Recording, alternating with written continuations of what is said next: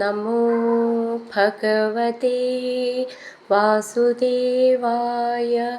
ഹരിമുരളീരവത്തിലേക്ക് എല്ലാവർക്കും സ്വാഗതം. നാരായണായ നമ നാരായണായ നമ നാരായണായ നമ നാരായണ നാരായണായ നമ നാരായണായ നമ നാരായണായ നമ നാരായണ. ഇന്ന് നമുക്ക് പുതിയൊരു ദശകം പഠിക്കാം. ദശകം 68 ഗോപീജന പുനഃസമാഗമം. ഭഗവാൻ മറഞ്ഞതിന് ശേഷം പിന്നെയും ഗോപികമാരുടെ മുന്നിൽ പ്രത്യക്ഷനായതാണ് കഴിഞ്ഞ ദശകത്തിൽ നമ്മൾ കണ്ടത്. പുനഃസമാഗമമാണ് ഈ ദശകത്തിൽ ഭട്ടതിരിപ്പാട് വർണ്ണിക്കുന്നത്. ഭഗവാനെ കണ്ടയുടൻ ഭഗവത് സമീപത്തിലെത്തിയ ഗോപസ്ത്രീകൾ അമൃതധാരാഭിഷേകം നടത്തിയാലെന്ന പോലെ ആനന്ദിച്ചു. ഭഗവാനെ കണ്ടപ്പോൾ ഒരു ഗോപസ്ത്രീ യാതൊരു സങ്കോചവും കൂടാതെ ഭഗവാന്റെ കൈപിടിച്ച് തൻ്റെ മാറിടത്തിൽ വെച്ച് സ്പർശനത്താലുണ്ടായ സുഖാശ്ലേഷത്തിൽ അവൾ വളരെ നേരം സ്തംഭിച്ച് നിന്നുപോയി. മറ്റൊരു ഗോപിക ഭഗവാനെ സമീപിച്ച് ഭഗവാന്റെ കൈപിടിച്ച് കഴുത്തിൽ ചുറ്റി. ഇത് കണ്ടാൽ തോന്നും വെളിയിൽ പോകാൻ തുടങ്ങുന്ന തൻ്റെ പ്രാണവായുവിനെ കഴുത്തിൽ തന്നെ തടഞ്ഞു നിർത്താനാണെന്ന്. മറ്റൊരു സുന്ദരിയും പ്രേമാധിക്യമുള്ളവളുമായ ഗോപിക ഭഗവാന്റെ വായിൽ നിന്ന് ചവച്ച താമ്പൂലമെടുത്ത് തൻ്റെ വായിൽ വെച്ച് കൃതകൃത്യയായി.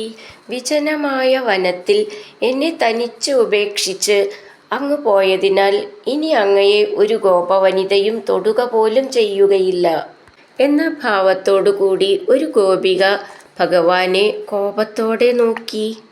അവർ ഭഗവാൻ ഒന്നിച്ച് യമുനാ തീരത്തിലെത്തിയപ്പോൾ ഗോപവനിതകൾ തങ്ങളുടെ മൃദു പട്ടാമ്പരം കൊണ്ട് ഭഗവാന് ഇരിപ്പിടമൊരുക്കി. അതിൽ ഭഗവാൻ ഇരുന്നു. ദയ പലവിധമുണ്ട്. ചിലർക്ക് എല്ലാവരിലും ദയ കാണും, ചിലർക്ക് അവരെ ആശ്രയിക്കുന്നവരിൽ മാത്രം, മറ്റു ചിലർക്ക് തങ്ങളെപ്പോലെ ഭക്തിയുള്ളവരിൽ പോലും ദയ കാണുകയില്ല എന്ന് ഭഗവാനോട് അവർ പറഞ്ഞു.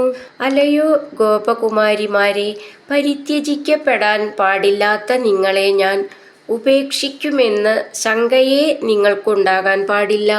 സാക്ഷാത് പരമാത്മാവായ എന്നിൽ പ്രേമഭംഗം വരാതിരിക്കാനാണ് ഞാൻ ഇങ്ങനെ മറഞ്ഞിരിക്കുന്നത്. നിങ്ങൾ എൻ്റെ പ്രിയതമകളാണ്. എനിക്ക് നിങ്ങളോടുള്ള സ്നേഹം മറ്റാരോടും തന്നെയില്ല. അതിനാൽ ഈ വൃന്ദാവന തീരഭൂമികളിൽ നല്ല നിലാവുള്ള രാത്രികളിൽ നിങ്ങൾ രമിച്ചാലും.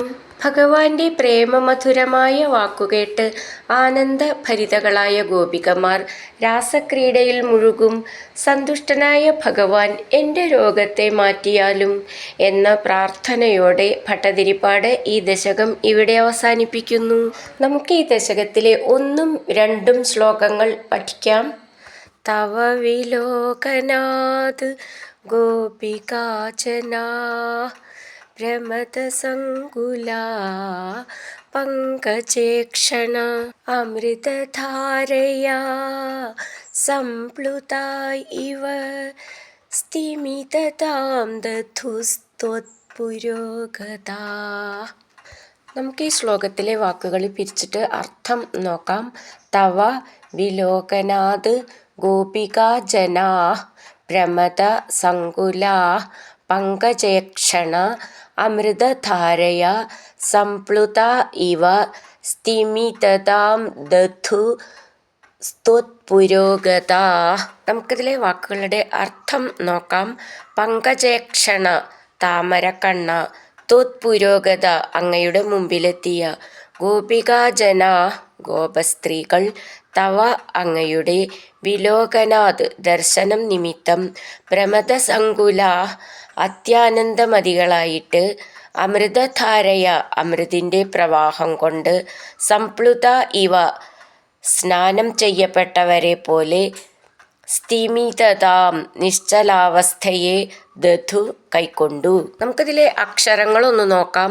തവ വിലോകനാത് ഗോപികാജനാ അവിടെ വിസർഗം, പ്രമദ സങ്കുല ചേർത്തിട്ട് പ്രമദ സങ്കുല, പങ്കജേക്ഷണ ക്ഷ എന്നുള്ള അക്ഷരം നന്നായിട്ട് ഊന്നി പറയണം. അമൃത ധാരയ ധ എന്നുള്ള അക്ഷരം നന്നായിട്ട് ഊന്നി പറയാനുള്ളതാണ്.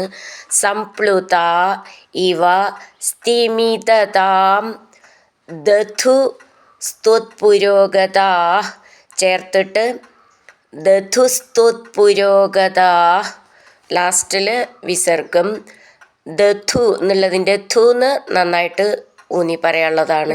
പ്രത്യേകം ശ്രദ്ധിച്ചോളൂ, 3 സ്ഥലത്തും നീട്ടിയിട്ട് വിസർഗമാണ്. ഗോപികാ ജനാ അവിടെ നീട്ടിയിട്ട് വിസർഗം, സങ്കുലാ അവിടെയും നീട്ടിയിട്ട് വിസർഗം, ലാസ്റ്റിൽ സ്തുത് പുരോഗതാ അവിടെയും നീട്ടിയിട്ട് വിസർഗം. തവ വിലോകനാത് ഗോപികാ ജനാ പ്രമദസങ്കുലാ പങ്കജേക്ഷണ അമൃതധാരയാ സംപ്ലുതാ ഇവ സ്ഥിമിതതാം ദധുസ്തുത്പുരോഗതാ. അടുത്തത് 2ാമത്തെ ശ്ലോകം. തതനു കാചന ത്വത്കരാംബുജം സപതി ഗൃഹ്ണതി നിർവിശങ്കിതം ഘനപയോധരേ സന്നിധായ സാ പുളകസംവൃതാ തസ്ഥുഷീ ചിരം. ഈ ശ്ലോകത്തിലെ വാക്കുകൾ പിരിച്ചിട്ട് അർത്ഥം നോക്കാം. തദനു കാചന ത്വത് കരാംബുജം സപതി ഗൃഹ്ണതി നിർവിശങ്കിത ഘനപയോധരേ സന്നിധായ സാ പുളക സംവൃത തസ്ഥുഷീ ചിരം. നമുക്കിതിലെ വാക്കുകളുടെ അർത്ഥം നോക്കാം. തദനു അതിനുശേഷം, കാചന ഒരു ഗോപസ്ത്രീ, സപതി പെട്ടെന്ന്, ത്വത്കരാംബുജം അങ്ങയുടെ കൈത്താമരയെ, ഗൃഹ്ണതി പിടിച്ചിട്ട്, നിർവിശങ്കിതം സന്ദേഹം കൂടാതെ, ഘനപയോധരെ തടിച്ച പയോധരത്തിൽ, സന്നിധായ വെച്ചിട്ട്, സാ അവൾ, പുളകസംവൃത രോമാഞ്ചം കൊണ്ട് മൂടിയവളായി, ചിരം വളരെ നേരം, തസ്ഥുഷി നിന്നുപോയി. ഇവിടെ പയോധരത്തിൽ എന്ന് പറഞ്ഞാൽ മാറിടത്തിൽ എന്നാണ് കേട്ടോ അർത്ഥം. നമുക്കിതിലെ അക്ഷരങ്ങളൊന്ന് നോക്കാം. തദനു കാചന ച എന്നാണ്, പ്രത്യേകം ശ്രദ്ധിച്ചോളൂ. ജ എന്നല്ല, ച എന്നാണ്. ത്വത്കരാംബുജം ത്വ എന്നാവുള്ള ചിഹ്നം ശ്രദ്ധിച്ചോളൂ. കരാംബുജം അംബുജം എന്നുള്ളതിൻ്റെ ബന്ന് മൃദുവായിട്ടുള്ളതാണ്. കരാംബുജം ഇവിടെ ജ എന്നാണ്. സപതി ഗൃഹ്ണതി ഗൃഹ്ണതി ഹാന്ന് ലാസ്റ്റിൽ വരണം, ഫസ്റ്റിൽ ണാന്ന് വരണം. അങ്ങനെയാണ് ഇത് ഉച്ചരിക്കേണ്ടത്. ഗൃഹ്ണതി നിർവിശങ്കിതം ഘനപയോധരേ ഘന എന്നുള്ളതിൻ്റെ മേഘം എന്നുള്ളതിൻ്റെ ഖ എന്നാണ്, നന്നായിട്ട് ഊന്നി പറയണം. ഘനപയോധരേ ധ എന്നുള്ള അക്ഷരം നന്നായിട്ട് ഊന്നി പറയണം. സന്നിധായ ഇവിടെയും അതേ ധ എന്നാണ്, നന്നായിട്ട് ഊന്നി പറയണം. സാ പുളകസംവൃത തസ്ഥുഷി സ്ഥു എന്നുള്ളത് നന്നായിട്ട് ഊന്നി പറയണം. ചിരം.